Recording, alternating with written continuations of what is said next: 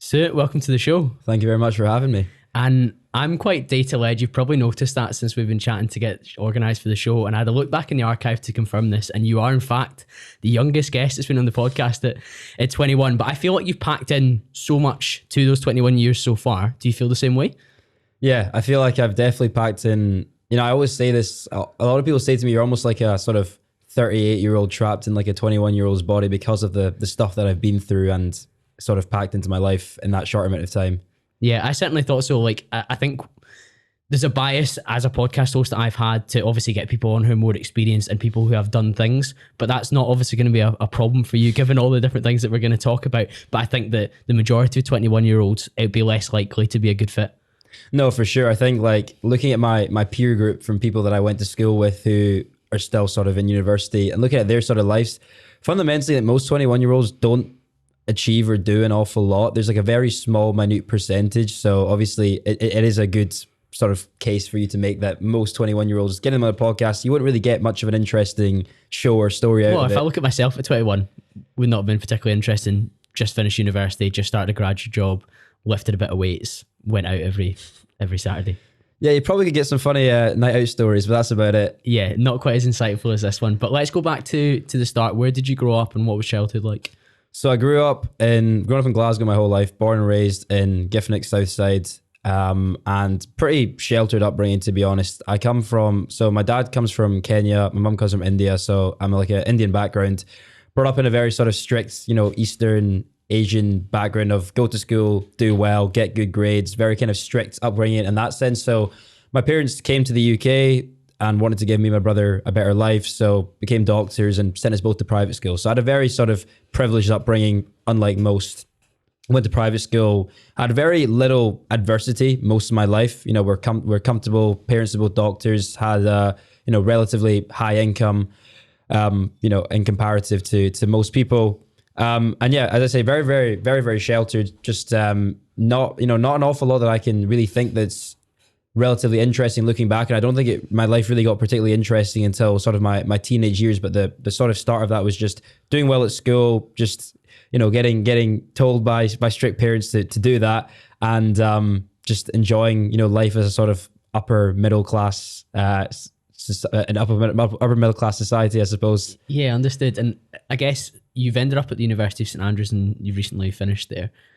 Was academia like drilled into you throughout your childhood, like this is what you're going to do? Yeah, 100%. Literally from like day one, go to school I was doing extra work on the side. I would come home, do the homework, whatever, and then there's parents would like you have to do this extra work to be basically ahead of everyone, because that was the whole idea. And I think that is very big in Asian culture, but the whole idea is that they just wanted me and my brother to be the best and on top of everyone else. So academia has always been very, very, very drilled into me from my family up until really it's interesting because when I was choosing to go to university, that's when it sort of shifted, and my parents were like, don't actually need to go, and is it actually smart for you to do it, just based on what had happened in my life at that point. But up until then, it was always go to school, get good grades, go to university, get a good job, and I wanted to be a doctor essentially. So I kind of had to go to university. You've got a ready-made footpath there though, don't you? Like, yeah. Mum and dad have done the same thing. I am in a situation, an environment where my peer group probably at a private school are all heading to university,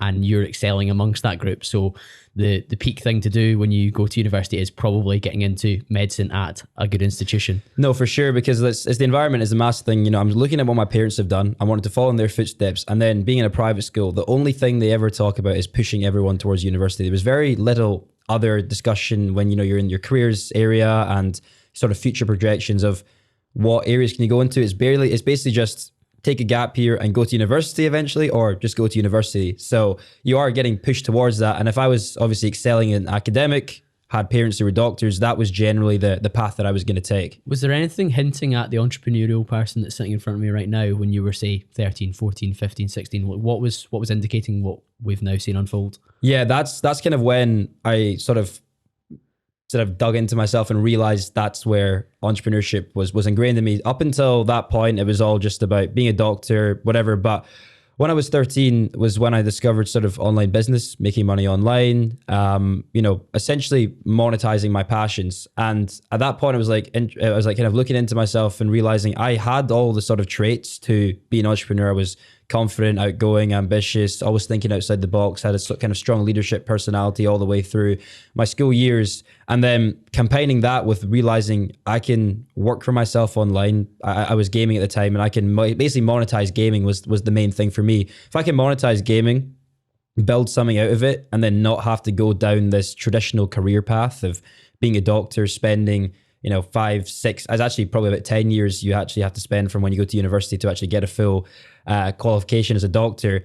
Why would I do that when I'm more passionate about this? Obviously I was very passionate about medicine just because of the environment I was in, but I was much more passionate about gaming and making money for myself. So it sort of started then when I was 13 and just developed, as my teenage years went on. What were the first steps? What were you doing at 13 that made you able to make money from this space? Because I think of the traditional 13-year-old maybe playing FIFA or Call of Duty or something with their friends. They're not thinking, how do I make cash from this? Yeah, I mean, it was almost like an accident, really. Like there was no sort of intentional, right, how do I make money off gaming? I just, it actually came from making really low quality, cringy YouTube videos at the time. So I was making gaming videos with my mates from school around sort of anything. So like Minecraft, FIFA, whatever it was, Call of Duty, CSGO.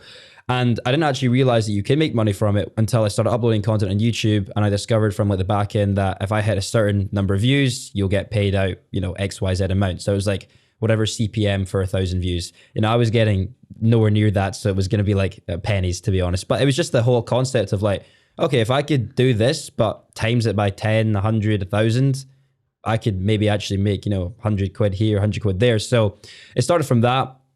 It wasn't really going anywhere for any of us, and most of my friends quit. But I was just like, let's just see how far I can push it. I like it anyway. Even if I'm not going to make money, let's just keep doing it. And I sort of fell into meeting other people online who were doing other things to kind of monetize their content or starting more YouTube-based businesses. And then they introduced me to that whole concept. And I thought, if I can't do it myself and become a YouTuber, how about I sort of join a YouTube-based business, channel my entrepreneurial skills, and still stay in a sort of area that I'm very passionate and interested in. If your friends fell away from creating the content and potentially trying to monetize, did you have anyone to look up to, a role model in that space? Not massively. I mean, I was just kind of looking up to the YouTubers that I watched. Like I was mainly watching like big gaming YouTubers and mostly big Minecraft YouTubers at the time, because that was what I was really into. It's really weird to think and like say that, like looking at me now, it's like I was like a cringy like Minecraft kid back in the day, but I was mostly looking up to like big Minecraft YouTubers that I watched, and like I loved their content. I love what they were creating. They were getting millions of views, and it's like, okay, if I can just be better at what I'm doing, make more entertaining videos like these guys, then I could run with this. So it was really just looking up to random dudes on the internet who didn't show their face and were just, playing with blocks for a living, basically. Of course. Do you remember the first time that you made money from this venture? Yeah. So I was making like pennies here and there, but the first sort of real big money I'd say I made was I actually sold a YouTube channel. So I had a bunch of YouTube channels, and I eventually got one that grew to about 37,000 subscribers. So you saw some traction. That must have been excited.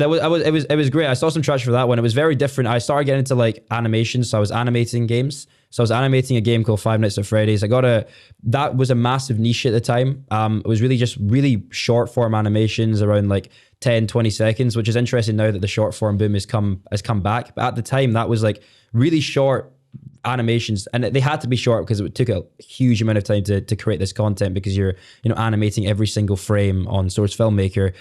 That channel got to 37,000 subscribers, had about 10 million views in total, and it was getting thousands and thousands of views per video. And there was another animator that had a smaller platform and just kind of wanted to purchase the channel. And the thing with the animations side is that you can't really tell like who's, because it's not a personality channel, it's about the animation. So he basically bought the channel off me for $2,000.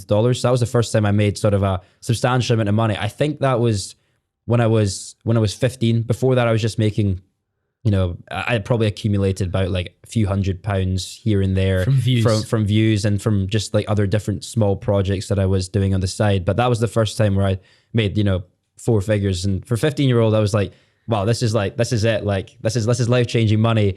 So that was definitely the first time. Yeah. That gaming world is something that's quite foreign to me. Like I definitely have played PlayStation N64 when I was younger, because bear in mind I'm an old man now, but understanding that there was money to be made in that space was totally foreign to me, because I never watched like gaming YouTube. I watched like fitness YouTube because that's where my interest lay.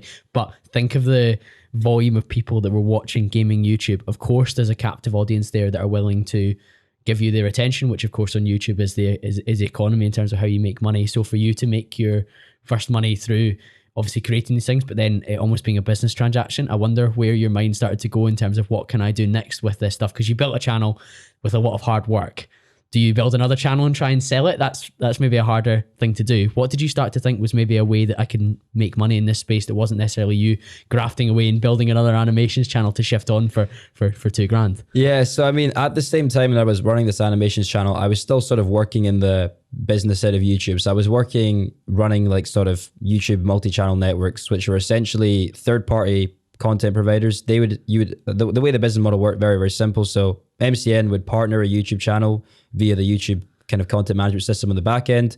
We would basically be able to collect all of their revenue, pay them out a certain amount, and then we would keep some for providing services, right? So let's say it was like a 90-10 split. The YouTuber got 90%, we got 10%, or 60-40, whatever it was. So that was the kind of general YouTube business model back then was MCNs, and creators at the time really wanted to be partnered with MCNs because it was like almost like a status symbol at the time. Now they're basically redundant. So I was working in that space. I think that was also kind of a reason I sold the channel as well, because I was more focused and interested in like exploring the business aspect of it anyway. So from selling that channel, I just kind of more honed in on building on the business side. So I launched like as I say, my first business was when I was 15 called Zentro Digital, which was like a multi-channel network. Only lasted about 2 months because I partnered with some guy online that I didn't know, and he sort of screwed me over in the end. But it was really just kind of trying a bunch of different things online. So I got into so many different avenues. I started like a web hosting business, started in customer support, sales, just like trying to build like a high value skill really, because I realized that if I could just build a skill set at a young age, then that would set me up, longer term for future. But it was all really focused around either gaming, esports, or YouTube was all the businesses and areas that I was involved in. Esports are a term I've heard you use before in other interviews. You've spoken to my friend David McIntosh in this very studio, actually. Yeah. Tell me a bit more about esports, particularly for like the uneducated listener. What's going on in that space? Because it differs from traditional gaming in some senses. Yeah, so gaming and esports are in the same sort of bracket, but very different at the same time. So gaming is just like any casual gaming. So, you and me, we could pick up a PS4 and play FIFA against each other right now, right? But esports is essentially the competitive angle of gaming, right? So I guess you compare it to sports. You could go play recreational football or you could go play competitive football. It's exactly the same sort of concept. Esports is just the competitive nature of gaming. So it's a very booming industry. And it's been growing and growing and growing. It's like worth billions and billions of dollars. Mostly China's the biggest market for it, but there's about 500 million plus like active esports viewers around the world who obviously will watch across primarily Twitch streams is where a lot of the money is. And there's different sort of esports leagues. So within esports is the overall bracket term, and then there might be specific games. So there's a few competitive games. So there's like a game called CSGO, League of Legends. There's basically like esports organizations that are essentially like your football clubs. So you'd have like, you'd have like basically like Rangers of esports, and they would compete against like the Celtic of esports. It's a competitive nature, tournaments all around the world. And it's got a huge global fan base, and the esports community, especially in sort of the European regions like Germany and then also South America, are massively competitive. Like they fill out arenas, and it's pretty crazy to see. There was a tournament in Rio a couple of months ago, which one of my colleagues went to because his girlfriend's like a esports commentator, and he was saying the atmosphere was like incredible. It's such a growing industry, and especially as more people, and during COVID as well, as more people are spending more time consuming content online. People like, we are humans. A lot of us like that competitive aspect. So if they're consuming traditional gaming content, but they are a competitive person, they might want to get involved and compete and actually play and compete online.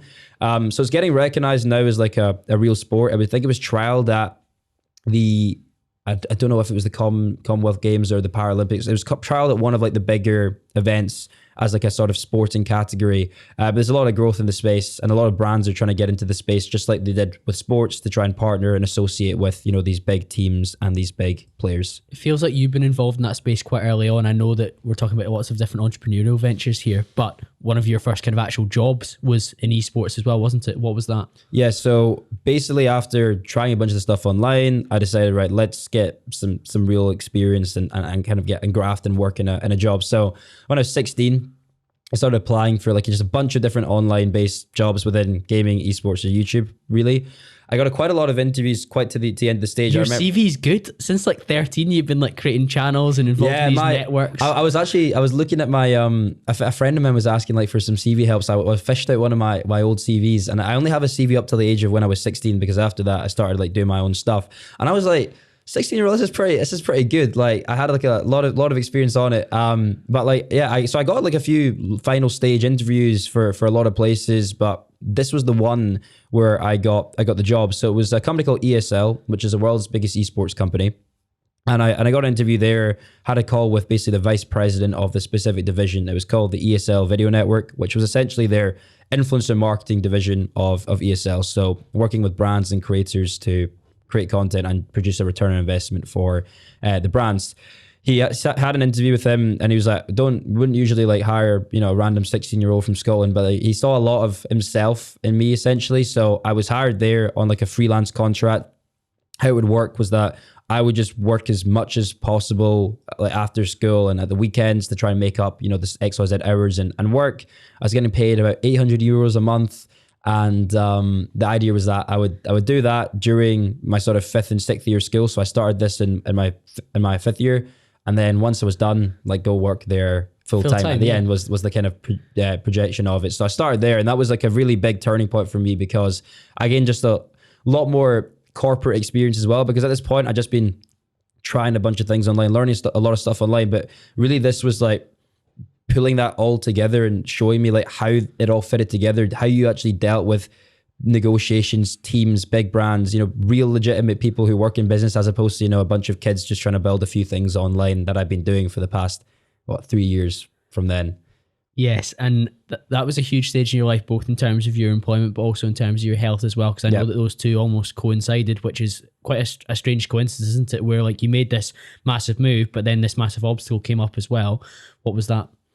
Yeah, so I got hired for ESL in January 2018, which was great, amazing. But around that exact same time, which is really ironic, is basically when I started undergoing some sort of health investigations. So the kind of story of it that I remember, and it's almost like I have it scripted because the amount of times I say it. But New Year's Eve, on my way to a New Year's Eve gaff, as you call it in Scotland, and I'm in the back. My parents are dropping me off, and I scratched like the side of my neck, and I feel like this lump in my neck, and I brushed it off as it was nothing, because when I was 4, I had this scar under my neck because I got one cut out from there, and it was nothing. It was benign. It was just like an inflamed lymph node that hadn't gone away.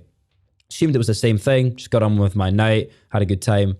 But during January, this lump just kept on growing and growing, which is quite odd. And other lumps in my neck started forming, a couple on this side and whatever. So talked to my dad. Obviously, parents are both doctors, as I mentioned. And my dad was like, okay, something's up. Let's go get it tested. I was also getting tested for another sort of, lesser health thing at the point. So he thought it might just be like a flare up due to that. So I was getting tested for that. And they were like, this is definitely unrelated. So I basically got a biopsy, got one of these lymph nodes cut out of my neck, got it tested on. And unfortunately, after that test, I got taken to the Beatson Cancer Center. And the kind of build up to that was like, I did enough research. I kind of expected what was going to happen at this point, basically based on the symptoms. My dad was trying to reassure me in the sense that the doctor that I was going to see didn't solely deal with cancer diagnosis. So he was like, it's probably going to be XYZ, but it's just going to be in this place. But I'd already built up in my head of what it was going to be. I got taken in and sat with him as like the teenage cancer specialist, and I see her badge, and I'm like, right, I already know what's up. And basically in February of 2018. I was diagnosed with a cancer called stage 2A Hodgkin's lymphoma, which is essentially cancer of the lymphatic system, which is why I had all these enlarged lymph nodes. So the lymphatic system, for anyone that doesn't know, is like a system of like vessels and nodes that connects to your immune system and essentially helps, to take out bad stuff out of your body, essentially. So I was diagnosed with that and started then undergoing chemotherapy from there. Wow. I mean, knowing what a cancer diagnosis does to a family from personal experience with my mum actually in 2018 as well, albeit touch wood, she's in remission now as well. I know the kind of ripple effect of that, albeit your parents are both medically trained and there's a level of professionalism that comes with that. But when it's their own son, I wonder what impact that has, and like what was the way forward from there. Obviously you had this chemo, you had this job as well, you had your, would you been fifth year at school, hires at school? Yeah. So like none of these things matter when it comes to timing because health is so much more serious. But in terms of number of things on your plate, it's an awful lot, isn't it? Yeah. I actually think it probably more psychologically at the time affected my parents than me. I remember when I got diagnosed, I didn't really have much emotion about it. I think I was just in like almost a state of disbelief or denial, I think is maybe the word when I got it. And obviously like my dad, I could tell like he was massively distraught on the drive home, phones my mum, tells my mum, and like my parents are both like very upset and crying about it. At this point, I'm still like unsure what's like going on as such. I don't really know what to think, but they were both like really upset, and I think I burst out in tears in the shower that same day, and because I heard my mum on the phone to my grandparents, and she was, you know, explaining the situation, and at that point I think it flipped to my head. I was like, shit, like this is what I'm in for. But yeah, I think they were definitely more psychologically affected. I think to this day they still are as well. Like my dad and my mum care about it more because I'm still technically in remission. I'm pretty like, you know, easygoing about it. I'm not necessarily too much affected. But yeah, so from there I started chemotherapy, 6 months from March. Obviously balancing this job still. My employer was very understanding. I basically told them straight away what the situation was. They asked if I wanted to continue. I was like, yeah, because for me at the time, it was like, I've always been someone that I don't really want to be treated necessarily very differently for, you know, whatever situation I'm in life, whether it's for a good thing or a bad thing. I'd rather just, you know, treated for the kind of same reason. So I don't want really anyone to know what I was going through. It was the case of like, I want to be treated the same, act normal, get on with my life, same bubbly, fun, confident Suhit that I was at the time. So it was like, I'll continue working. Obviously, you know, my fingers still worked, and it wasn't like a, you know, job I needed to be anywhere for. I could do it from my laptop or whatever, but you know, they were understanding. So I didn't, you know, it was very lenient. My school wanted me to take basically the year off because obviously, you know, hires, once again, I was just very committed to doing it. I think that was almost like the whole academic discipline that was drained into me. I was like, there's no way in hell that I'm not getting this done and not succeeding and doing well. But, you know, they were, again, also very, very, you know, lenient on me, and, you know, were aware of what was happening. So, which is quite good. Didn't have to do as much schoolwork and whatnot. But I was very committed to just finishing off my 5th year and acting completely normal. I told 5 people about what happened. Max, I remember telling the 5 friends, I was like, don't tell anyone. Like, you guys, I'm going to tell, because obviously you're the closest to me in my life. You're going to realize that, you know, stuff's up if I'm not here or whatever. But I want to be treated normally, continue doing exactly the same stuff. So in general, I was still like going to like parties and stuff if I could and whatnot. How much does trying to maintain a level of normality help or hinder? I think it helped me a lot personally, because like, as I say, I'm just not someone that likes people to take pity on me. And I feel like if people are like, you know, being nicer to me for this specific reason, right? Because they thought I was ill, and I feel it's almost like condescending in a sense if someone is taking pity on you because you're in this worse way. And I don't think I would have. I think I would have like taken that really badly, because I'm just not someone that can deal with that. So it definitely helped me a lot, because no one really actually knew. Like, a lot of people in my year eventually kind of found out because my hair sort of fell out. People thought it was alopecia though and whatnot, which I was completely fine with. I'd rather they think that than cancer than whatever. But no one really. That's interesting. You would have rather they just didn't know about the cancer, because it would have meant you maybe get treated. I think because less severely. I think I would get treated less like normally if it was, you know, alopecia compared to the cancer is obviously, you know, one, you're losing your hair, but when you're losing your hair plus your body's also dying. So like people, you know, when you hear the big C, everyone's like instantly thinks of like death and all of this stuff. So I think it would have been worse like that for sure. So people thought I had alopecia, which was, and I was like, that's fine. I didn't say what I had or anything, but I was like, they want to assume that, and no one really knew. I just wanted to get on as normal. Was going to chemotherapy once every 2 weeks for 6 months. basically you're drained for that whole first week, and your body then starts regenerating for the second week, and then you're hit with it again at the end of that second week. So basically the sort of start of basically kind of the Monday to Thursday of that second week was when I was going back to school, getting on with stuff, and able to kind of concentrate again. So I basically had to just combine everything like into like basically like 4 or 5 days worth of a week. But hyper productive when you had the energy, I suppose. Yeah, I had to be. There was no other way to like get my stuff done, because I had this goal. I needed to get all A's in my hires. I needed to still get on with getting my job and succeeding in that. And almost in a way, it was almost like I almost forgot about the situation I was in because I was so focused on, you know, being normal and getting all of this stuff done. So I think the way you've handled it's extremely strong. I think being cognizant of how your family or maybe felt more trauma at the time than you, I think is a good level of self-awareness, because I think a lot of people don't realize the ripple effect of what happens when things happen to somebody. I think in general, most things like from what I've seen is the people around you are more severely affected. That's why I think, you know, when people are obviously talking about suicide and everyone's like, think about, you know, your family, your children, whatever. And I never really understood that for a while until obviously I got ill and saw the impact it had on the people around me. Because obviously, you know, if you're going through something, you can generally deal with it. You're gonna push through it. Like you kind of have to, in my opinion, right? And obviously, you know, if you commit suicide, you're dead essentially. But the effect happens to the people surrounding you. They're the ones that are going to feel that everlasting pain. So I definitely feel like that's from what I've seen in my experience. Obviously, it may differ for some people. Some people may struggle a lot more with it. But I think the people around you have that, as you say, ripple effect. I think from your personality type and the way that you'd lived your life up until that point as well, you quite liked an element of control of like what you were doing. You were focused on like, I can control how hard I'm working in my studies. I'm doing this extra work that my parents are setting me. I'm doing these extracurricular activities with YouTube and gaming and esports. And you're somebody that responded quite well to like, okay, well, I can manage this level of undertaking that I've got, albeit this is now just on another level. So you kind of took that burden on. Yeah, I feel like I like to have control of a situation in my life, and I almost feel like you can generally control most things. There's obviously some things you can't control, like the weather, and there's a few things that are you control. But I'm a firm believer that most situations in your life that do happen, you have some element of control with it, and you should take accountability for that. So even though that, you know, I can't control that I've just randomly got cancer, because it wasn't, you know, I looking at my lifestyle at that point, there was no real indicator of why I would have got cancer. You know, obviously if I got lung cancer and I was a smoker, that would make sense, but I didn't smoke, I didn't drink. I was 16, Hodgkin's lymphoma, cancer of the, you know, I guess lymphatic system, blood. I don't really know how that happens.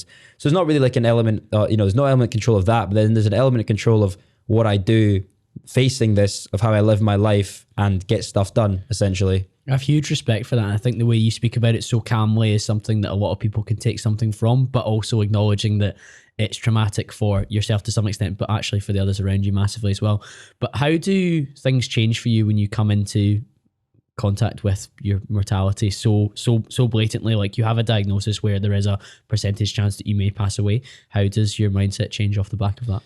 I think there's like two extremes to it, and it's dependent on each people. And obviously this is just my personal view on it. Someone may have a different view. I think when you're faced with, you know, traumatic situations, whether it's mortality, whether it's just general trauma, you have two basically options. They're both extremes. Either I don't want to use man up, because it's not, but you know, you man up and you get on with it and you swim, or you let yourself wallow in what's happened and you sink, right? And for me, like, there was no other choice, and I've always been a person that's like, I know I just have to push past it, swim, and actually turn it into a positive. A lot of people, unfortunately, in society, and you know, whether it's a case of we're relatively soft in the society, or just a case of, you know, people's own, you know, mental capacity or resilience or whatever, they will drown. They will make it to be the most negative thing that's ever happened, and you know, actually cause further negatives from that. And you know, some people just can't control that. Some people probably can control that, but don't try hard enough. Other people will realize, right, I'm faced with this mortality, right? If I'm going to die in a year, what am I going to do to make this year the best possible year and achieve what I need to achieve? And that's, you know, that's the place I'm in. So I think it's either one or the other. And for me, I'm, you know, lucky enough to have had that upbringing, that sort of resilience and that sort of confidence to know that I can take this and turn it into positive and make something, you know, of myself. I can see that, and especially from the things that you've done afterwards. But what role do you think you having that experience at 17 years old has played in the last few years that we've seen? Definitely, it's I mean, if I hadn't had that experience, then I wouldn't have started the business that I do today earlier, because as I said, I'd always, since I was 13, wanted to be an entrepreneur, wanted to have some success, some legacy, some ambition. But, you know, I guess I was much more of a longer term player. I was just trying to build skills, assets and whatnot at a young age. And maybe I probably wouldn't have started the business at the time that I did, because obviously I started it out of chemotherapy, out of the fact that I had this mortality and I knew this is the time I have to take that action. So that probably wouldn't have been there.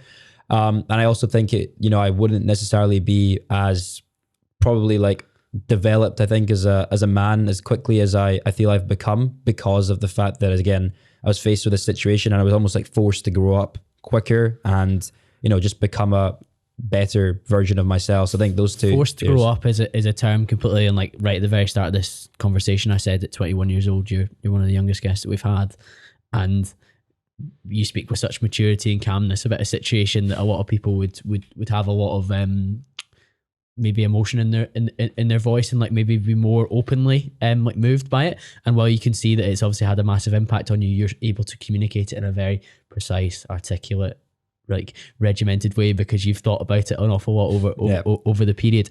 But if I was to take you back to the period where you've rung the bell, you're now in remission, how soon afterwards do you start your business?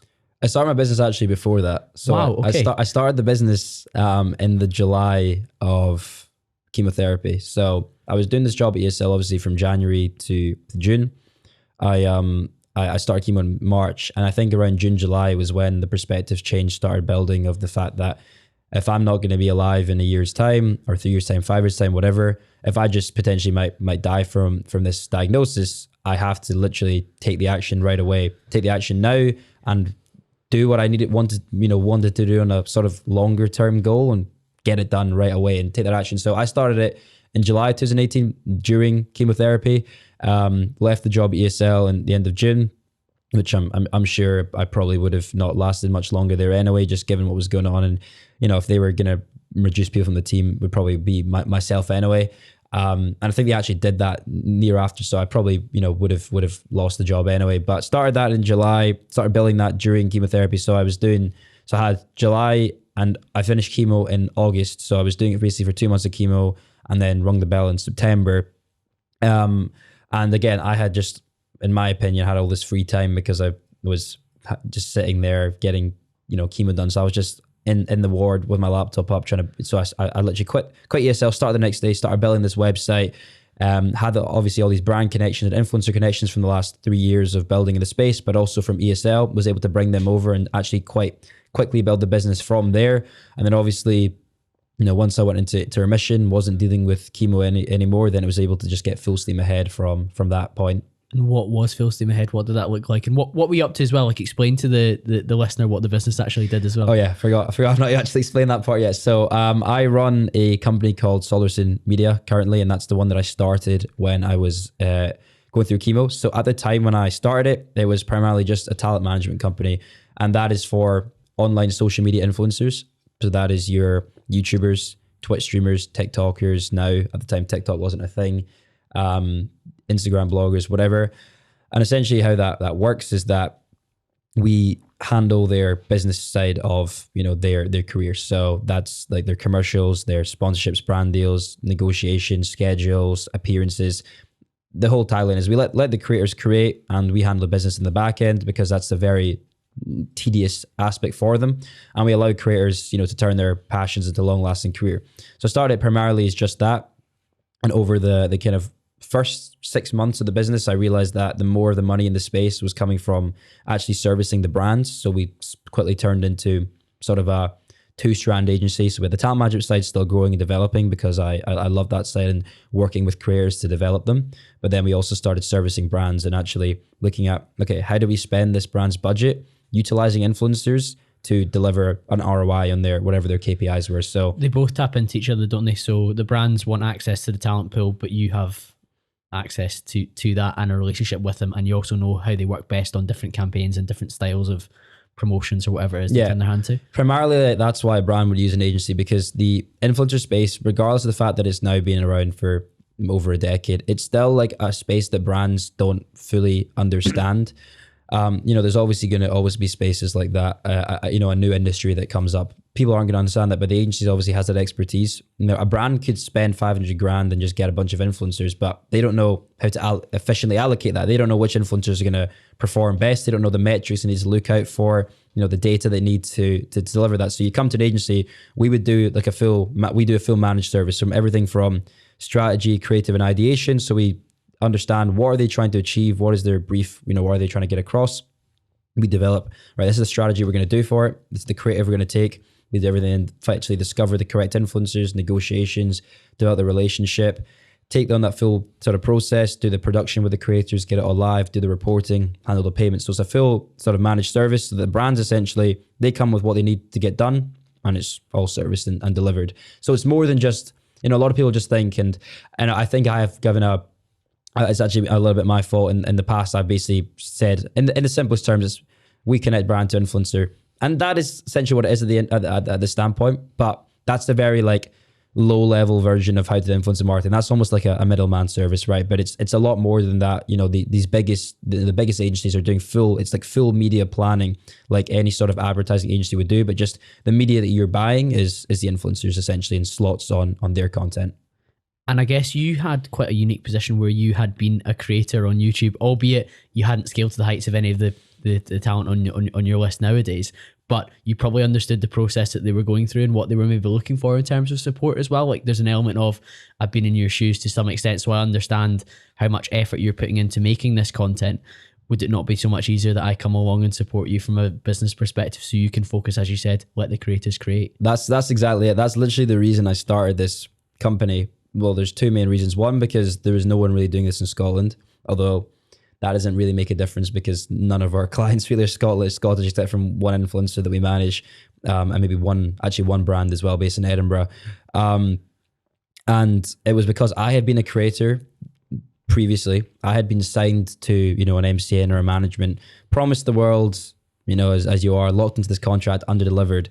And I'd seen this, it was pretty like a predatory space, and it kind of still is, where, you're given all this, these promises up front. And I basically was like, I don't want this to happen. I want to create a better relationship between managers and creators, more of an empathetic, personal approach, and help actually understand what are they trying to achieve, and help them achieve that from an aspect. And obviously, because I come from a creator aspect, it's like creators do like brand managements that are for creators, from creators, almost. Like, that's the ones that tend to perform well, the ones who've actually, we've been there in your shoes. So it's not almost like, it's almost like, I'm going to give a unique example. When you're learning how to, you're doing a business degree and you're learning how to run a business from someone who's never run a business. It's the same kind of aspect of like, these creators are like, why am I working with someone who's never actually known what it's like to grow content, build, negotiate and everything like that. So it's that sort of same principle. Yeah, I completely understand that.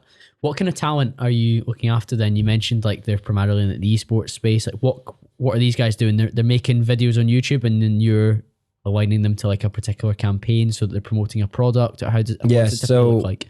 On the talent management side, so we're primarily managing gaming esports creators from UK, US, but we then also have a makeup artist, a TikTok chef.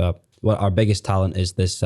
He's basically the biggest sort of design creator on the platform on YouTube. So he's worked with Adobe, Photoshop, a lot of the biggest brands. That he's literally the guy for the design. He's the biggest creator. So we work with, basically, it's a very wide, diverse group of creators.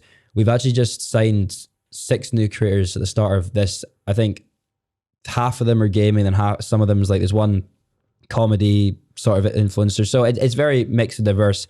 What we do for them primarily is, much different things. So handle all of their email management in terms of any inbound inquiries, source them, perfect sponsorships, long-term deals, ambassadorships, appearances, help them with launches for creator economy. So one of the biggest things is obviously creator-based businesses, like KSI, Logan Paul's Prime, the Sidemen brands, Mr. Beast, all of their brands, associating the creator with the brand has performed very, very well. So it's no longer just the traditional merchandise, they sell a few t-shirts, but actually building out product line. So speaking to a creator the other day about, he's a travel creator, and a lot of people ask him like, where's your travel bag from? So we're actually going to basically build out like his own like custom, travel bag that's like perfect for like a creator on the go almost type aspect. We're building out like a custom like fan club, like credit card almost for one creator. So there's a bunch of things like this because we have that kind of knowledge experience, helping them, get onto projects. So there's one creator at the moment who wants to launch this really cool content series, but it's got a lot of logistics that are involved.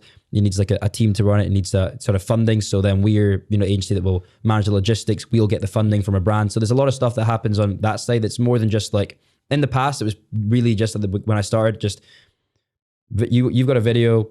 How do we get a brand to sponsor that? You promote that, very, very simple transactional, but now it's, a lot more sort of 360 service. And then the brand side, it's essentially very, very simply like they have a spend, they're trying to achieve X, Y, Z goals, and we do the whole service to achieve that for them. You mentioned those early days were very simple, where somebody had a video and you were trying to match a sponsor, but those early days went very, very well and gave you proof of concept. What were those early months like in terms of revenue, excitement, deals that you were getting? What was that like? Yeah, so 2018, July to December, I think we did our first like 100K revenue in the first 6 months. And I think that's like when I really realized that, okay, I can do something with this. That's like the most money I've ever seen.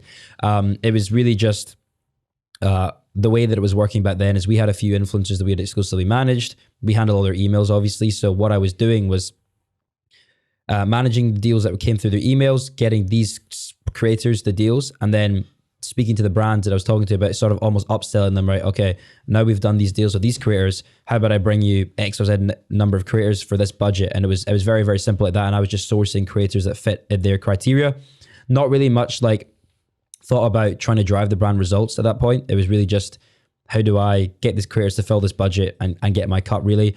And it was just sort of like smaller gaming based brands, really not really any notable brands at that point, and it was very simple, just brokering deals between creators and brands and making sure the process proof of concept though. Yeah. Like I can prove that this works. There's value in me linking this transaction. There's value at both ends and I mean there's still value in that. Like we still have a subsection of the business that solely is focused on just we call it like the brand deal army, where it's basically just like we have our talent management side, we have our agency side, which is much more data driven, statistics and collaborative approach. And then we literally just have a wide network of creators who maybe don't fit for one of our clients and don't want to exclusively sign, but they still need to make a living and want to get deals. So we just have like a section of our business, which is just what we're doing at the start, because it's still required, it's still necessary. Brands sometimes can't access these creators. Sometimes these creators only trust us as their agency, or maybe like one or two others. We're like their preferred agency. They know they're going to have a good experience working with us, and we just source them, broker them brand deals, take a cut. It's still there. I think that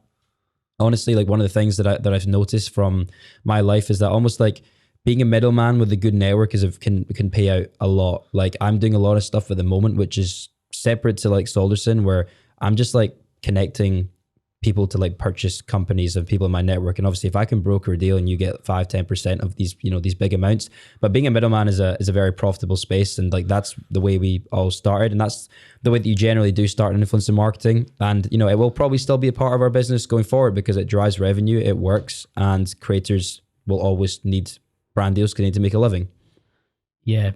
I think given that you were out earning your peers quite early on when you had your €800 a month kind of side hustle or side job at school, did it feel natural that you would continue to do that as you were 18, 19, 20, 21 in terms of having more revenue typically than somebody your age?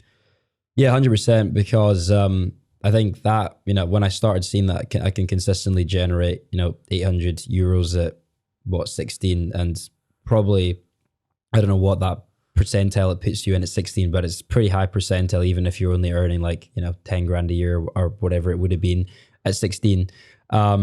And it's just the fact that I'd obviously had all these last 3 years. And I think at that point, it was almost like, there's no way that I'm not going to make this work and build and grow. I don't think I realized like the scale that it could have got to at that point. I just knew that I was going to be, well, these guys were all still in school, not really doing anything, or maybe, doing like a part-time job in Morrison's or a paper round or whatever. I would definitely be doing something online that was higher earning at a higher company. But I don't think it was until that December 2018 where, I looked back at the invoices on FreshBooks or whatever, and I saw the 100K mark had been passed revenue wise, that I realized I was like, okay, I know for a fact that now I've done this in 6 months with very little knowledge of space, and just I'm 16, I don't have much support around me, that if I get the right people around me, the right knowledge, the right support, and the right systems, that this is going to blow. And I can definitely see myself in that top percentile comparative to age group. What were the steps you needed to take to really blow it up then? You said the right people and the right so conversations. I brought on someone in December 2018 because I was like, right, if I've been doing this myself effectively, bring someone else on, just double the capacity, and that really helped.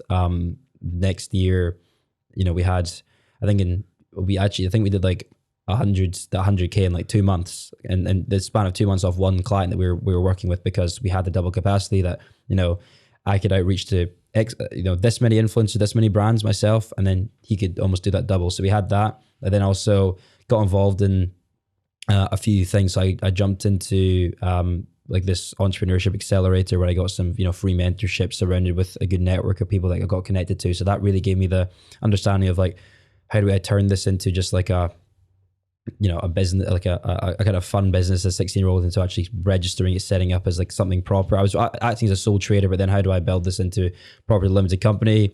Over down the line, I got I found out about Scottish Edge, which is like this big funding competition for businesses.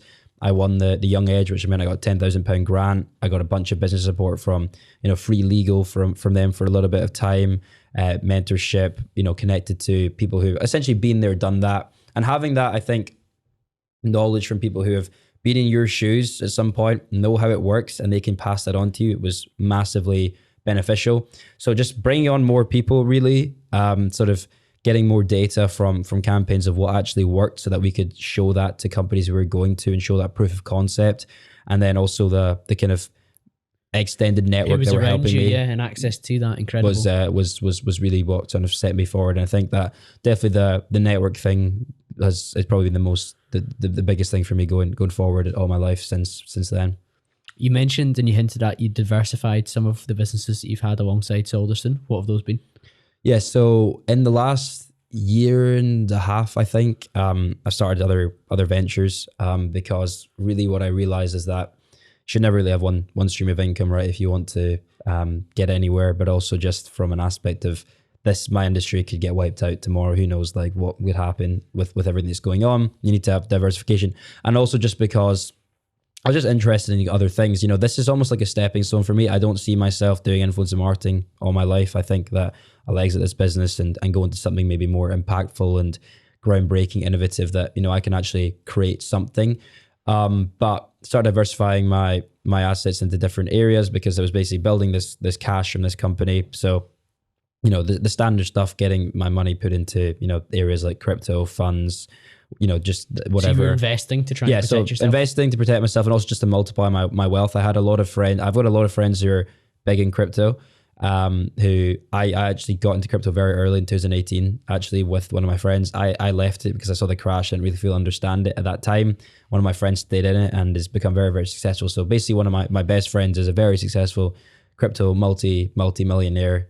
So, had a lot of support on that side of, right, this is, what you should be doing, dollar cost average into the space, if you want to diversify your risk. So did that, put a lot of money into just, your safe funds, like your S&P 500, your index funds, the usual stuff. And then 2021, I got into property. So I basically bought my first property in St. Andrews. And that was like, again, almost an accident. I didn't necessarily think at that point I was going to get into property and use that as a kind of a, hedge against whatever happens in the world. But I was at St. Andrews. I was in my second year at the time, going into third year. And the thing with St. Andrews is that the town is very, very small. There's a lot of students, very few properties. So there is a big like supply demand discrepancy. So there's very little supply and very high demand. So obviously if you draw a demand supply curve, the demand is just way out of what's possible for the supply, which means that pricing of rent is far higher, and the students have to like fight to get properties. The market cycle's insane. So if you're returning to uni in September 2023, for argument's sake, a lot of people have already signed up for their house and we're talking in February. You have to It's get mad. people signed up, and you have to start looking for a flat in January to get into there. My tenants for next year have already been signed off since January. They started applying over December break, and they're now there. It's nuts comparative to like Glasgow and Edinburgh. You could probably look like a couple months before, get somewhere pretty comfortably. Edinburgh maybe a little bit before, but Glasgow there's a lot of supply. But just the way that St Andrews works, because it's generally a more upper class wealthy area. There's a lot of wealthier students because a lot of them are international, and the low supply means that it's if you have the funds, it's a very long term good investment because you can get guaranteed student income. You're basically always guaranteed student income, and then also summer letting is very, very powerful because there's the golf there. The Open was there last summer, so summer Airbnb prices are comparative to like what you might get in like London or some other areas. So I just generally couldn't find a place to stay. Like that was the issue I was facing, was that I would either have to not have a place to stay or stay in like Dundee or something, and no one wants to stay in Dundee. Or go back into halls, which is quite common. Yeah, or go back to halls. Andrews, You have to go back in halls, and like you don't really want to go back into halls in third year of uni. It's like halls is like first year, and then most people move out, right? So it's like I didn't want it to happen. So me and my flatmate just couldn't find anything. A couple of things fell through, and I was just started like looking at like properties that were there in terms of like a purchasing aspect. So just like spoke to my dad, and I was like, could just probably like should I just buy one? It's like makes a lot of sense from like an standpoint of long term. And I started looking into it more. My uncle and my grandpa have like a lot of property. That's how they diversified from like they're both doctors, but they diversified a lot of their income into property. So my uncle gave me a lot of advice. Had like a financial advisor at the time who I started working with and speaking to, connected me to a few people, and then it made a lot of sense because I had the capital to do it. At the time the interest rates were good as well, so got a mortgage and a 2-bedroom there. Lived there with my flatmate. Started basically renting it to him for one of the rooms. I lived there for the third year, and then I basically dropped a year off my course. So I technically should still be in uni at this point. All of my friends are still there, but I basically just did a general degree instead of a honors. So now, and then over summer, we rented it for the Golf Open, which made a stupid amount of money. Yeah. And then it's now rented to another 2. And the way it's now working is that it's going to be September to May student rental. The students pay 6 months up front as well, which is, it's like amazing for cash flow. Amazing for cash flow. And then summer rental, and for a 2-bedroom for next year, I've got $2,500 a month for 2 bedrooms in St Andrews, which is the profit on that compared to the mortgages is pretty crazy. And then the summer you make a huge amount, which makes the yield pretty promising. So that's what I got into. And I think over the coming months and recession and whatnot, I've got a few friends in Glasgow who are in pretty big in property. One of my closest friends is very, very big in it. So looking at kind of some deals with him, right, more cash based deals that are higher yield and smaller amounts. So that's another area. I got into sort of coaching based business. That's more just a passion project. It's not really a diversification side. That's you and Robbie, isn't it? Yeah, me and Robbie just building sort of a kind of helping sort of young entrepreneurs.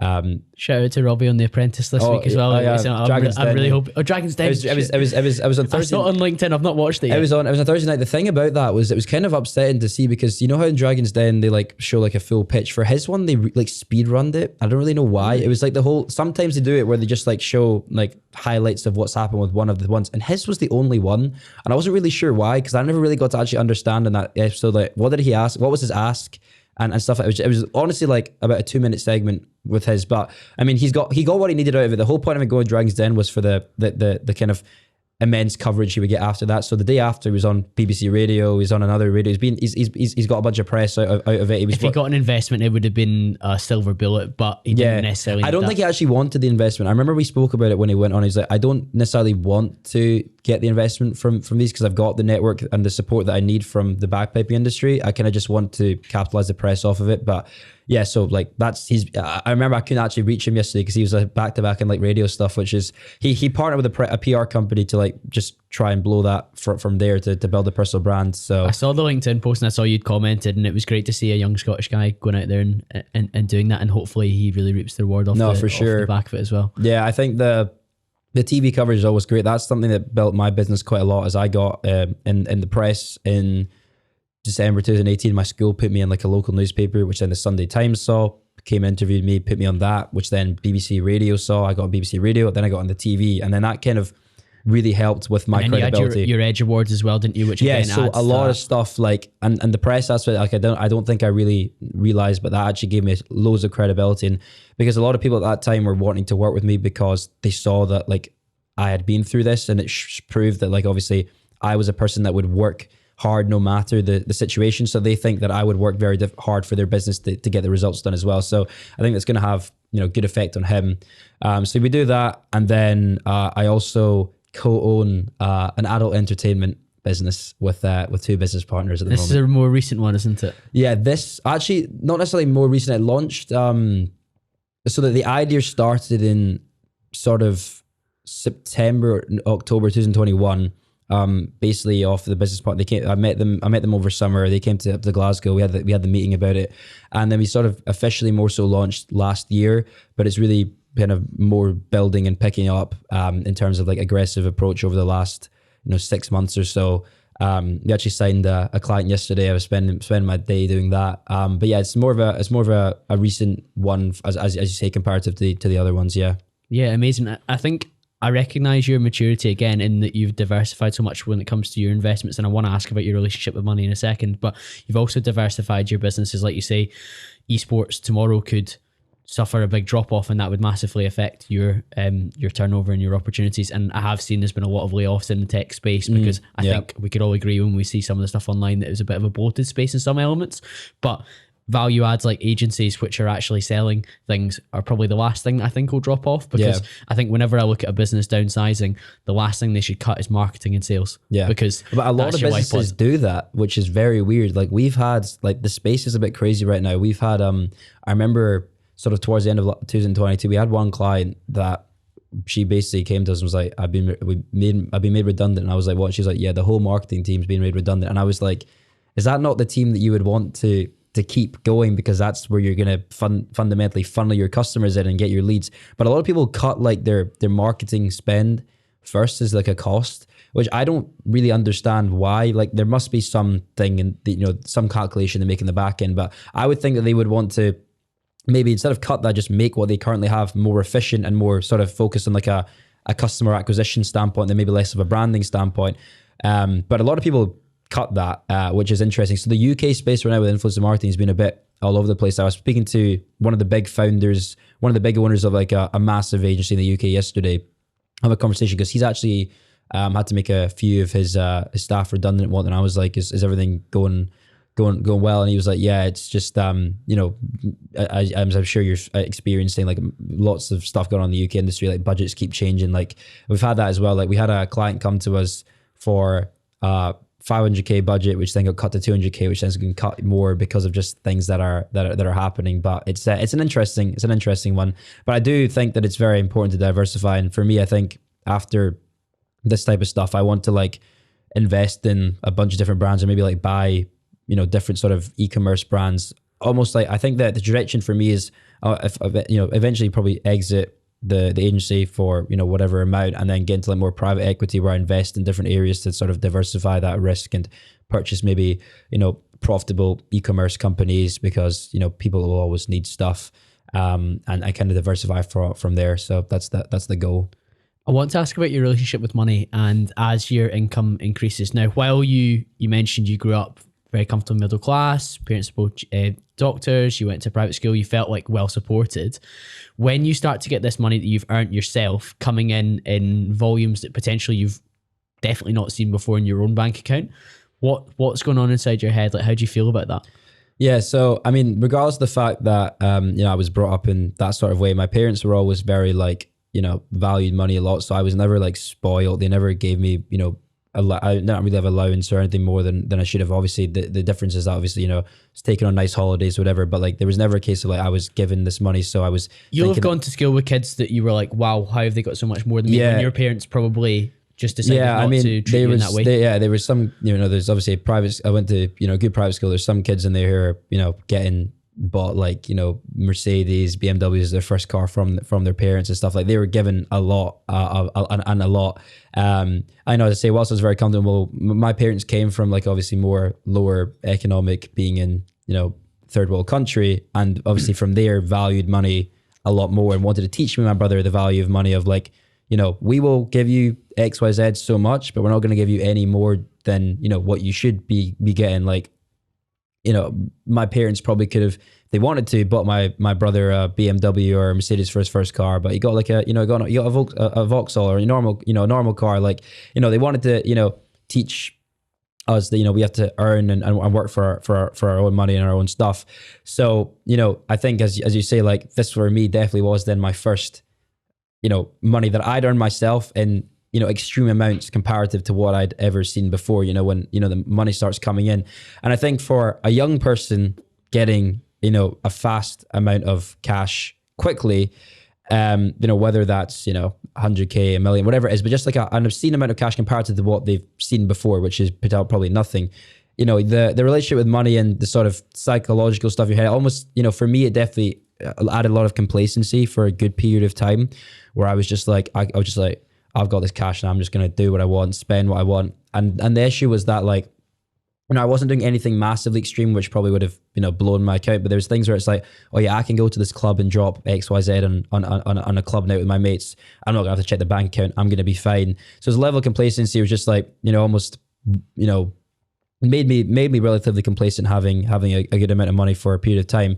I think as I've actually earned more now, whilst I still, will spend more and, travel more and be a bit more extravagant and whatnot, I think definitely now I've realized that I shouldn't necessarily be complacent about having X amount of money, because, and I think I'm a lot more, smart about it now than maybe I was in 2021, like summer of 2021, or I'd say maybe from summer 2021 to summer of 2022, like that year period, I definitely was just like spending stupid, just traveling, whatever, just doing whatever, because it's like, I'm making money online, stuff's systemized, I can live what I want, live what I want. I'm just gonna, I can flex this. And you see a lot of the stuff of like young people online flexing, it's like, oh, I need to be like that. You surround yourself in a network of people who are young and have earned a lot, and everyone's doing that, so you think you need to.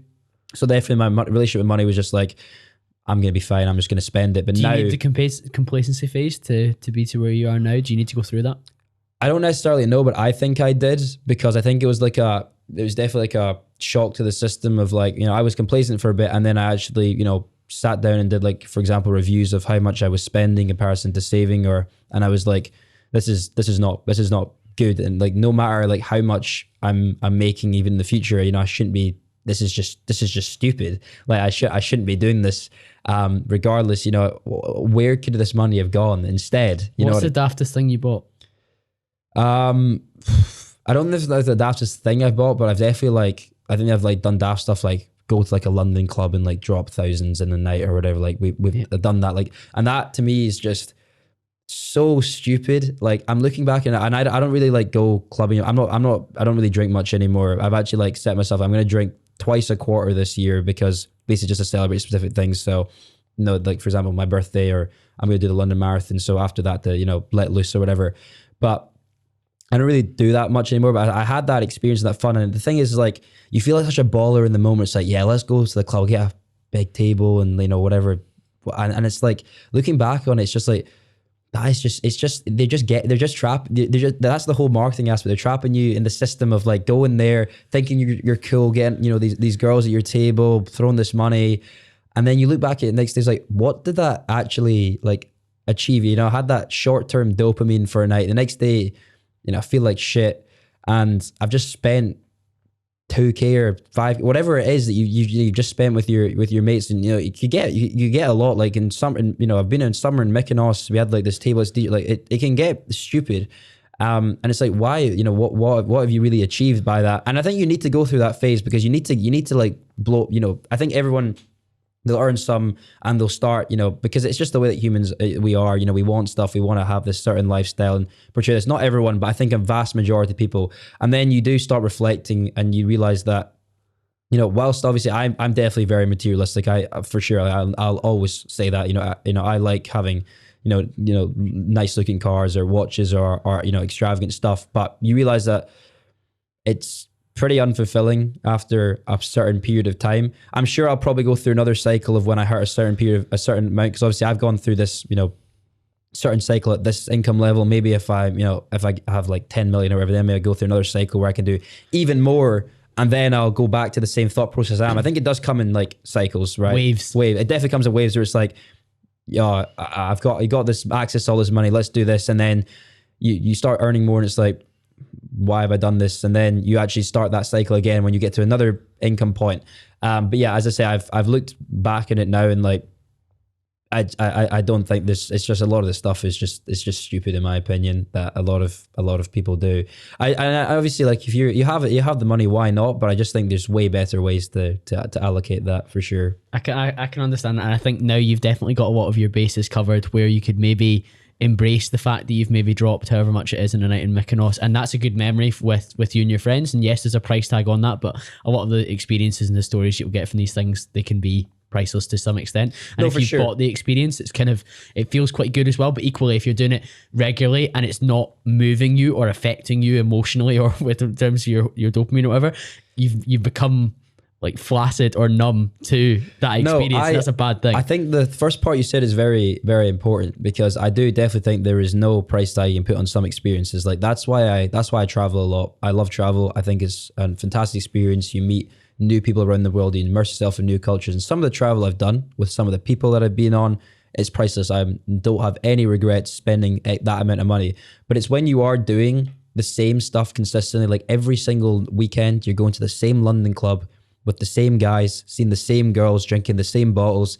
It's like, does that actually move your enjoyment or give you that ROI at all? Probably not. Whereas like, obviously, you know, I've just been in Dubai. I'm going to Lisbon later this month. You know, I'm doing different stuff, immersing myself in different cultures. Obviously, these come with a price tag, but I'm not, you know, I'm doing these with intentional motives of different stuff. When I go to the club, there's not really much intention other than just get drunk with your mates and try to get girls. That's about it. And it's just like, that's pretty. You've done stupid. that quite a lot, and like there's kind of like there's no upside to doing it over and over again for the sake of it, unless it's like you say, my birthday, we're gonna get this particular table and we're gonna have this particular kind of night. That's cool. Yeah, like it's a one-off. Yeah, exactly. That's how I see it. No, I'm on board. But equally, I think you've become a bit more public, because you were saying there, like when you sold the animation channel, for example, it wasn't particularly personality. Like, while Saulderson is personality led in terms of they know it's you that runs the business, they probably deal with lots of different team members throughout that as well.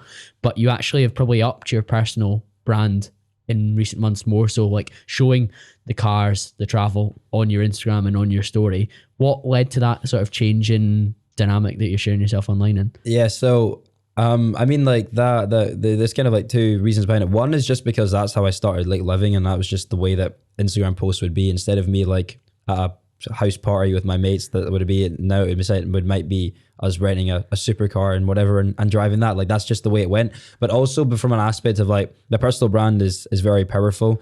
But what, you know, I think a lot of these big guys online, and if I'm gonna, you know, compare it to some of these like really wealthy guys online, like, I don't know if you know Iman Gadzi, like people like that, like what they have worked out and realized, and I think what I realize is that there's a few things that sell, and the image sells online, and it's like women, money, lifestyle really is the main things that kind of sell online. So if you can portray that, like people like to buy into the result as opposed to buy into the work that gets there, right? So if you can like show, this is what I've done, this is the result that I've got now, you know, I've got, you know, hanging out with these girls, dropping this much and being able to travel to this or whatever, people are like, what shit, that's amazing. I aspire to be that and would rather, you know, come to you and say, and, you know, it's essentially like that aspect. So I think that's like a lot of the reason. It's a status thing. We like to be associated with people up the chain sometimes. Yeah. So that's 100%, I think is that reasoning.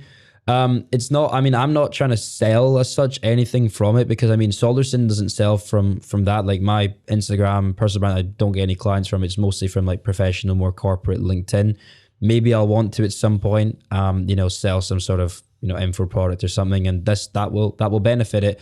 But I'm more focused actually from a personal brand standpoint. I'm doing more of like the purpose-based stuff, or a purpose-based shot, like actually sitting in front of camera speaking about something, or podcast-based clips, because I want to actually like try and get like my sort of points, views, self across, and that sort of aspect is more. The other stuff is just like, I just like traveling, I just like doing fun stuff, and I'm gonna post it because other people like it, and obviously, you know, it's an image, and you know, and I think obviously there is that dopamine rush, like regardless of like, as much as I can, you know, say that there's not, you don't care about like what people think about you online. Everyone does, right? And there's obviously that rush of like people, liking your stuff and messaging you, and these girls like, oh, I love your lifestyle, and all these like these guys are like, oh, teach me or whatever. It's like there's obviously is going to be that element regardless. Like, I don't think anyone can deny that. I don't think any single person. I think if you deny that, you're lying to yourself, because it's just the way that we're wired. There's definitely some people that have got past that.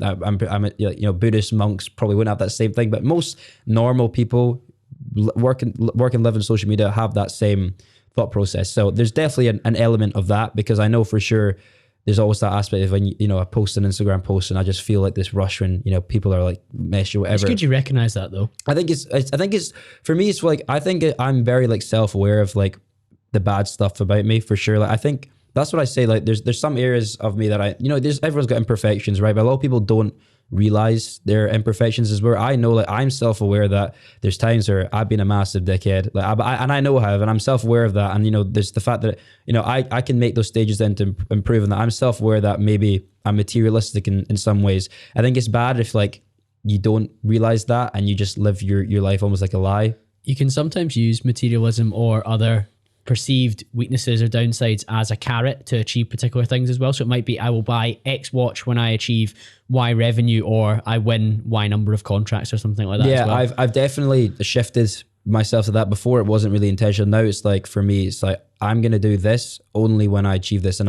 there's something I want to do on my birthday, which I'm not going to say. And it's only going to happen if I achieve X. And it's almost, and I think it's a good thing, because it motivates you, because as I say, if a materialistic person wants to achieve this, if they set themselves a goal that they have to achieve to get that, they're probably more likely to go to do that. So there's a few things this year that I've set that I want to do, and it's only going to come if I do this. Otherwise, I can't do that, because I've not hit that goal, and I've like failed essentially. So realizing how you're wired, your own programming is absolutely a competitive advantage. And like you say, if you can set goalposts which are motivating enough for you to chase down and try and shoot through them, then that's really, really positive. Whereas I think, like you say, some people don't quite understand that.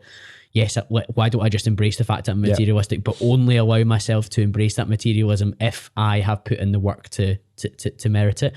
And one of the things that you've managed to achieve recently is actually retiring your mum, and it's something that a lot of people are talking about online and flexing on, but you've managed to do it. What did that feel like, and what was the process? Yeah, so her actual official retirement day is in 6 days. So I did it. So basically it was so she has like a 6-month notice period. So on her birthday in August last year, basically, went out for dinner, and I told her in advance, because I was like, she had to put her notice in and whatnot. So like it was a build up, and I was like, I want to do this for you. And to be honest with you, like at the beginning for me, 100%, it was because I just wanted to, like, it was the same as everyone else's. I wanted to like flex it online, and there was no like real reason behind it. It was just like, it's good. Again, I think it's good you recognize that, and some people will be like shaking their head thinking that's shallow or whatever, but if it motivated you to do a good thing, yeah. Is it? Again, are the ends worth the means? I'd say I'm pretty honest these days. Like I'm honest. At the start, there was no real. I wasn't because I wanted to do this nice thing for my mum. It's because everyone does it online and it looked cool, right? That was the main reason. But and that was like a goal. That was back in maybe like early 2022. But I think as time went on, I saw like the kind of stress she had from her job. She's had a few sort of health problems and stuff and whatnot. And like it generally did come in a shift of like I didn't like seeing my mum, come home from work stressed and maybe had a bad day and just, and I think like she's trapped. She loved it for a while, but there was a twitch period a couple of years ago where now she doesn't enjoy it as much, right? And I don't think it's a very good thing I don't think anyone should like this, to see their loved ones forced to be trapped in this job or whatever it is and not enjoy it, and it actually has more negative impacts. Because if she, for example, was going on with this for another five years, and you can kill yourself from stress, and there's a lot of negative effects that come from it if she's having all these issues. So it definitely shifted more towards it, and I saw that over that year, and it was like I wanted to do this because of this reason anyway, but now I want to do this because I actually like really cared to get her out of this position. And she didn't want to do it at first. Like when I told her, she was like, I can't do this, I can't leave, whatever, because she was very worried about a bunch of stuff. But had a conversation. Me and my dad convinced her. My dad, understood as well. He sees that what she was kind of going through. So on her birthday, told her that. She put her notice in a few days after, and then from, as I say, 6 days from now is when she'll be officially retired, and she can go and focus on the, her health and the things that kind of happened, and, sort that out, and, do the things without having the stress. Because she's had a bunch of things that she's wanted to do that she's been talking about over the last few years, but I'm like, why don't you do it? And she's like, I can't do this because of XYZ. So now I'm feeling like the XYZ has been removed, and she can finally, so I don't think, there's any point working all your life till you're like 60, and obviously the retirement age is going up and up now, to then like have that freedom for the last 10, 20 years of your life, when fundamentally you're old and decrepit and you can't really enjoy that.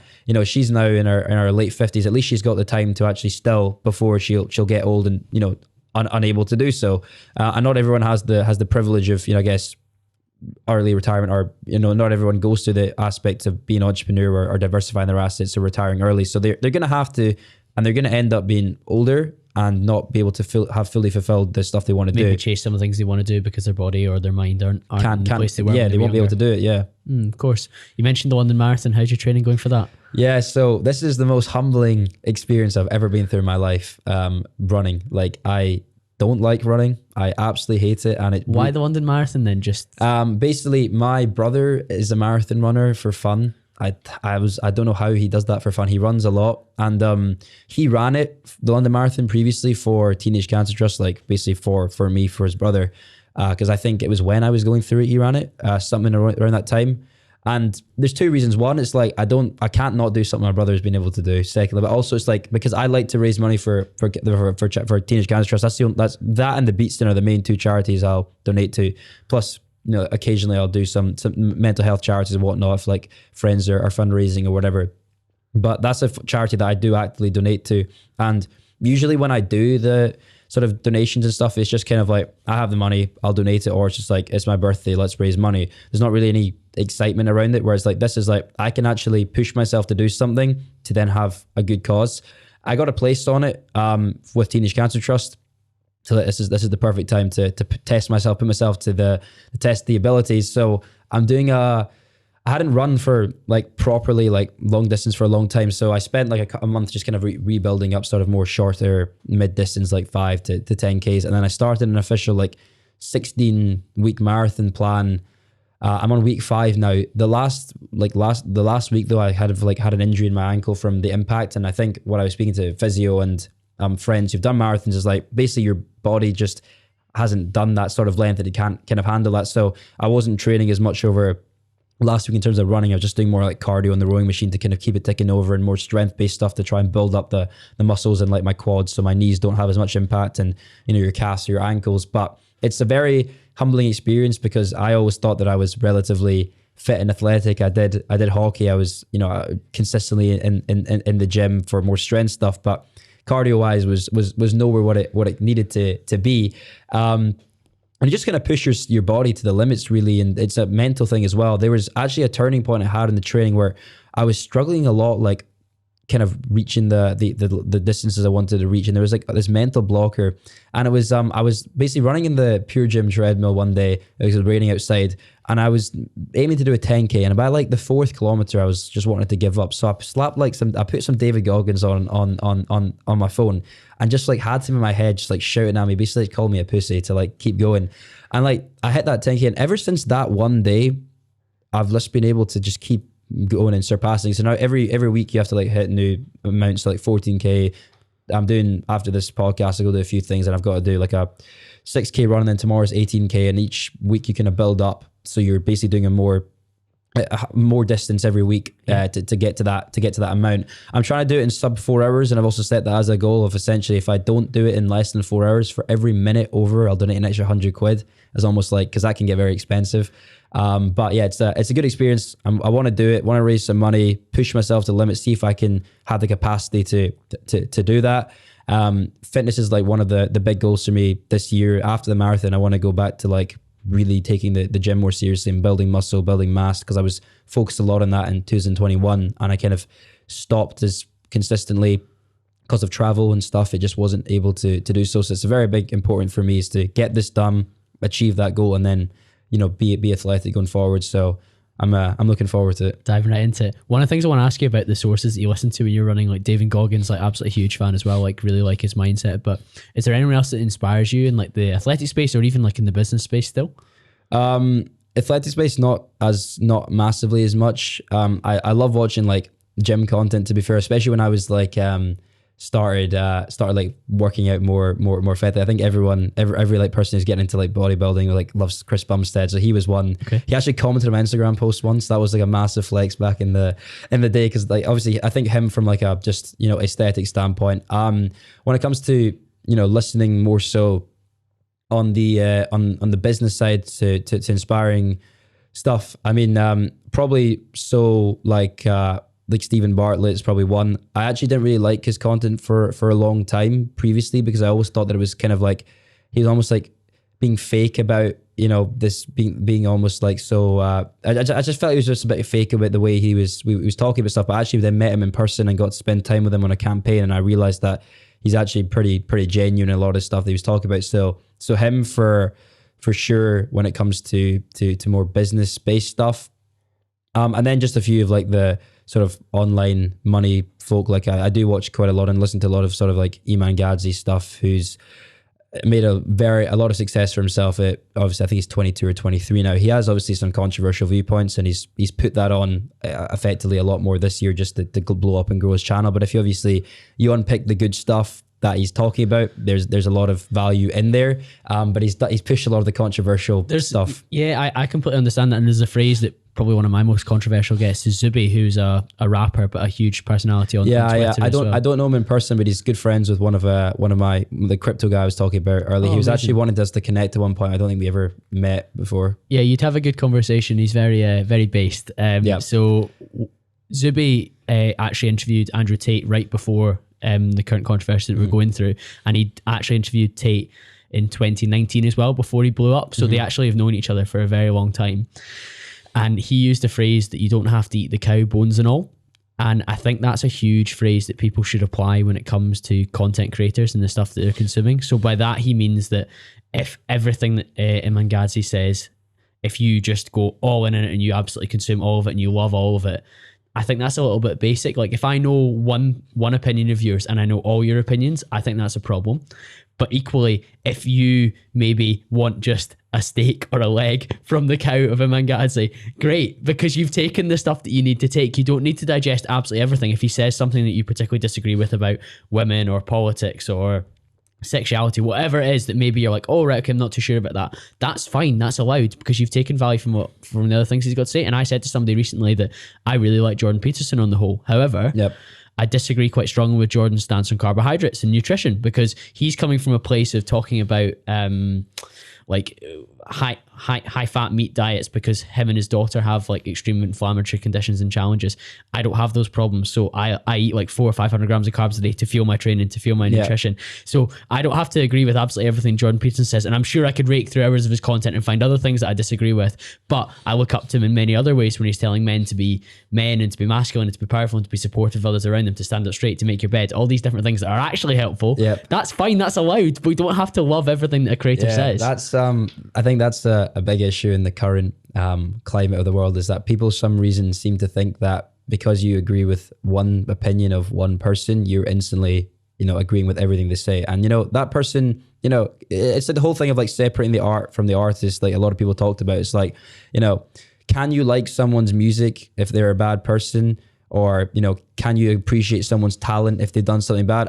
I personally think so. And I think that's, a lot of people don't realize that you're entitled to freedom of thought and a freedom of your own opinion. So you could watch someone that is quote unquote, controversial online and has potentially extreme views that, most people probably wouldn't agree with and wouldn't like. But if there's some stuff that you think is positive, and they do, and someone does say some positive stuff, which, some of these guys online do, and they talk about, improving yourself, take accountability for yourself as a man, self-improvement, development, being masculine, having those positive aspects. Why would you not, take those parts? They obviously are going to say stuff for controversy of their opinions that, maybe you don't agree with, but you don't have to agree with that. It's like you have that freedom of thought. And I know like every single person that, I am friendly with who does agree with, and it's good that the network I'm surrounded with does agree with some things that these people say online.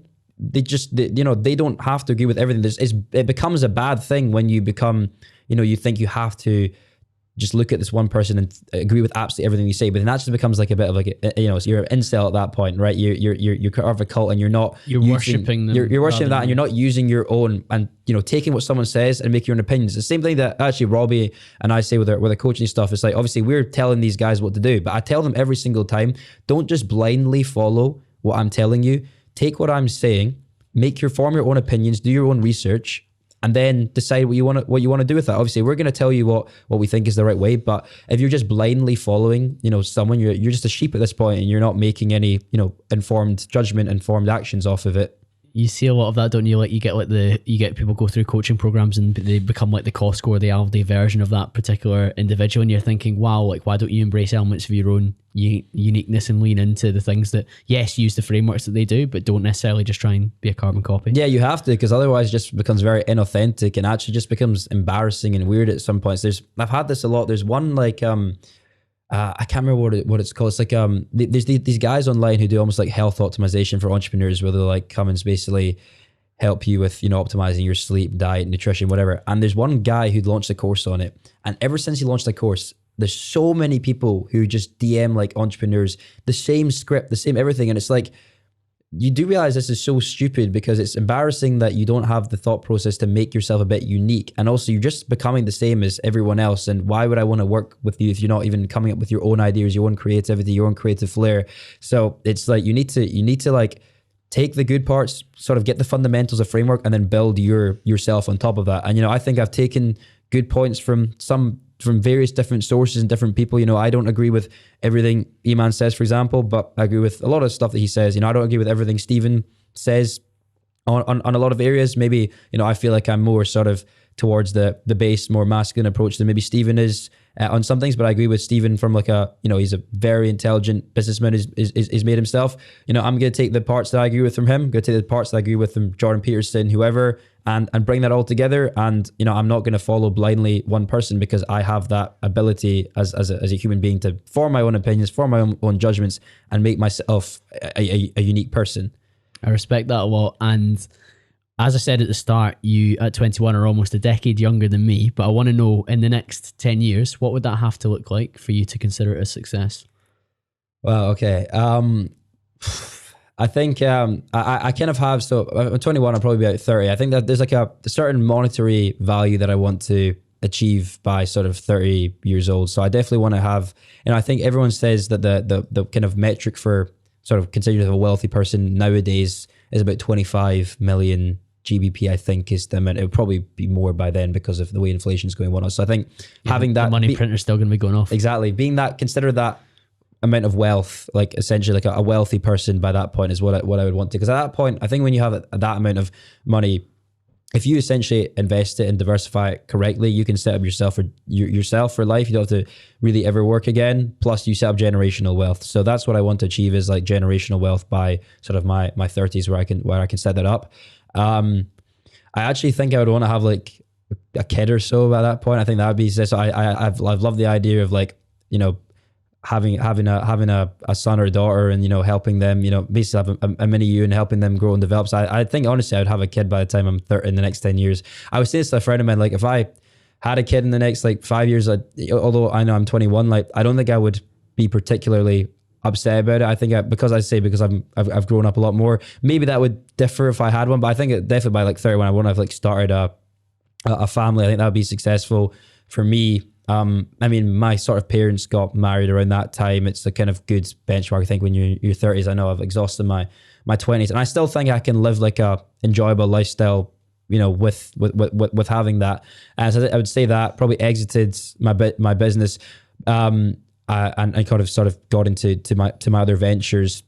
I do really want to get into sort of artificial intelligence and robotics and whatnot. I think that's obviously the future. We're seeing that. I don't know exactly what yet, but as I say, the influence of marketing is like a stepping stone. So by then, maybe I've worked out what sort of area and got into that, and used obviously my previous funds from exiting businesses and diversification and whatever to launch something along that, like some Silicon Valley type stuff.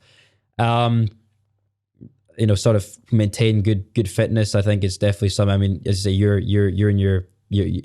as I say 10 years old, and you've managed to maintain that. I think a lot of men like sort of fall off after their, in terms of their like peak years, and don't maintain their fitness. And I think it's something I always want to make sure that I do maintain, because for long term that's good.